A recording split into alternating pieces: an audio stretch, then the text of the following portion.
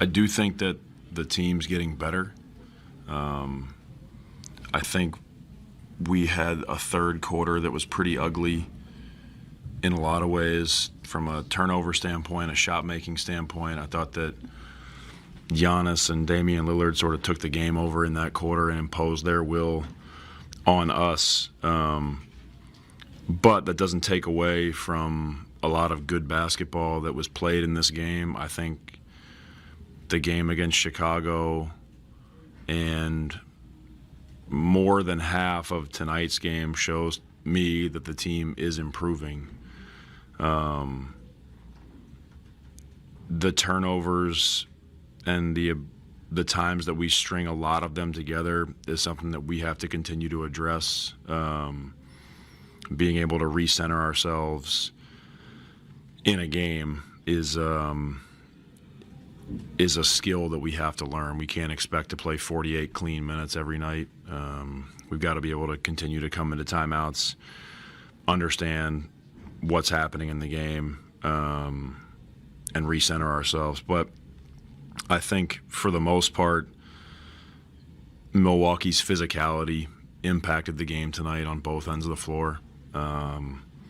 That's something that we're going to face all season, and we'll continue to address that. But I think that the team is improving, and I do think that I want our guys to try to focus on the large chunks of good basketball that have been played lately as we try to learn from the ugly moments. I know that you have a lot of guys coming back tonight, but what goes into the decision on basically why Kyle and Isaiah weren't in the regular rotation? Isaiah's practiced with us one time. Kyle's going to play a lot. There's only so many minutes to be played in a game. Yeah. There's a lot of factors that go into the decisions of who plays and who doesn't.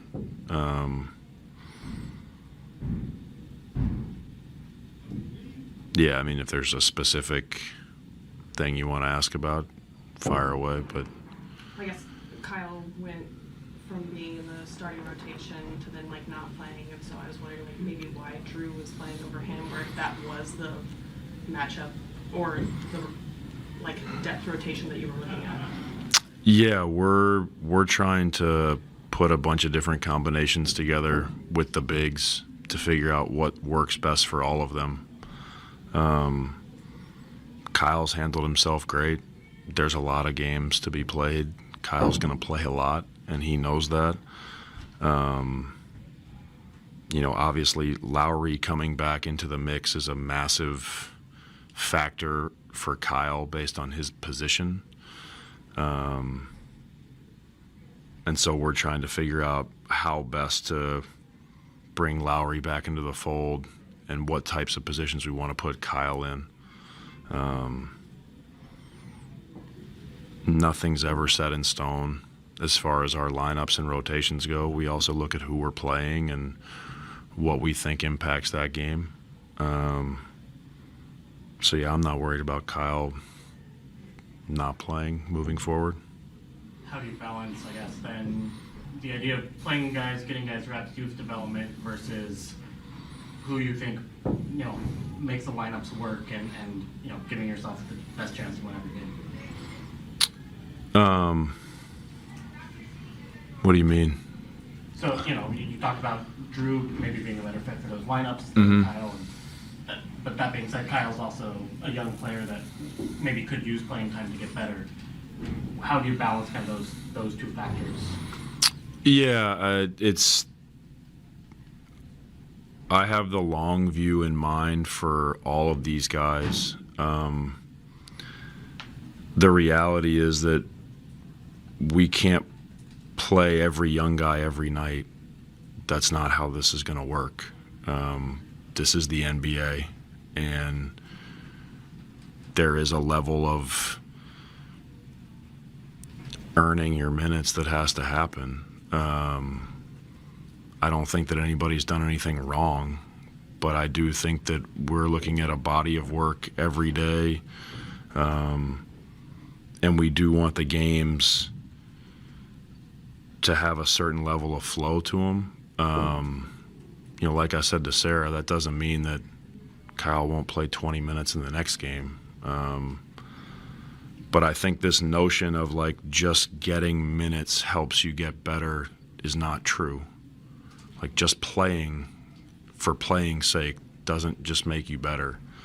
That's why we have practices. That's why we have the G League. There's so many ways that we're going to use all of our resources to help all these guys get better.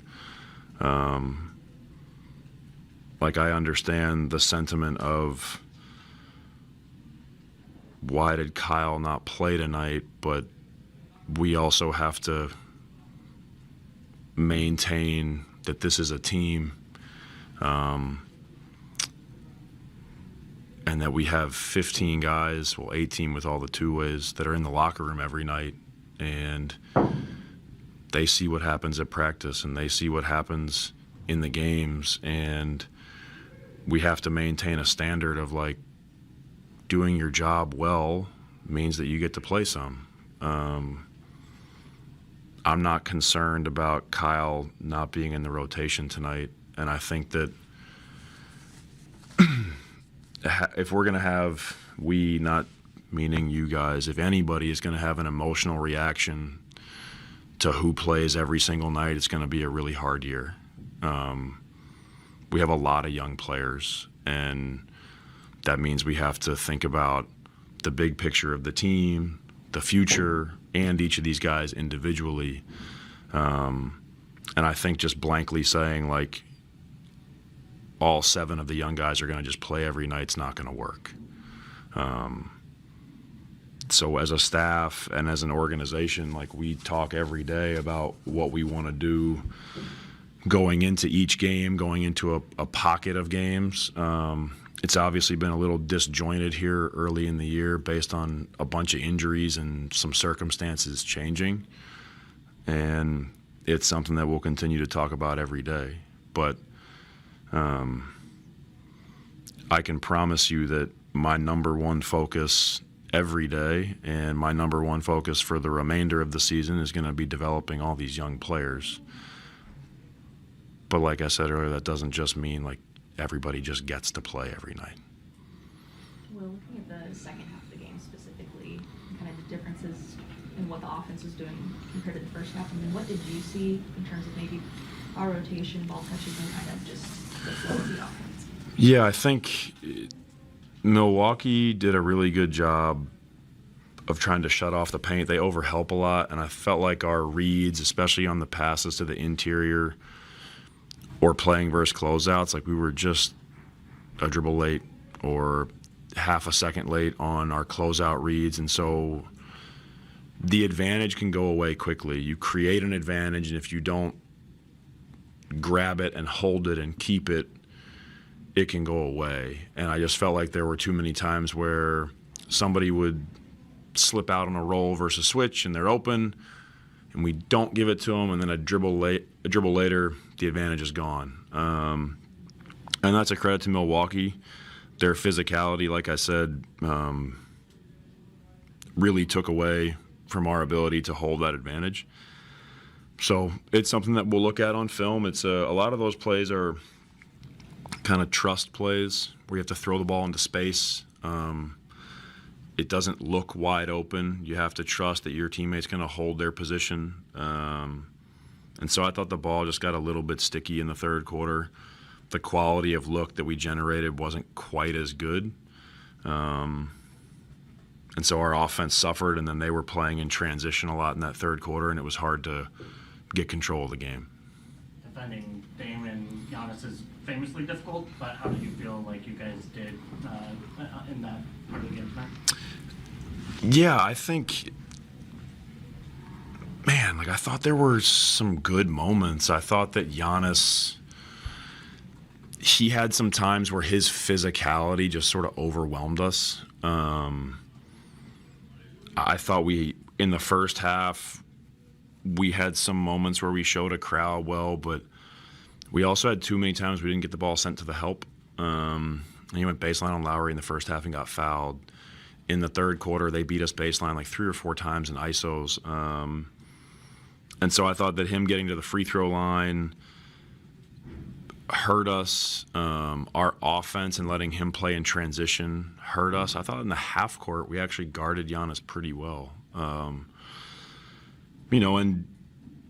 Dame was sort of the same thing. We were guarding him pretty well. We fouled him 3 times on threes in the first half. One of them he made.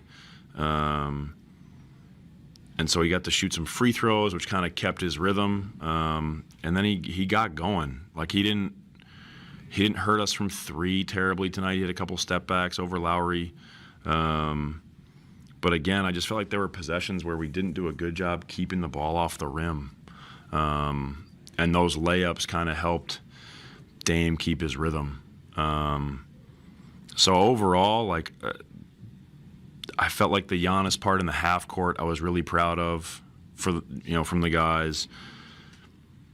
Dame's a tough one because the pickup points become tricky. If you pick him up way too high, he's playing in space. And so I think overall it was okay, but they put you in a lot of tough spots because if you start over helping, you're giving up naked catch and shoots to everybody else. And that's why those guys are 2 really special players.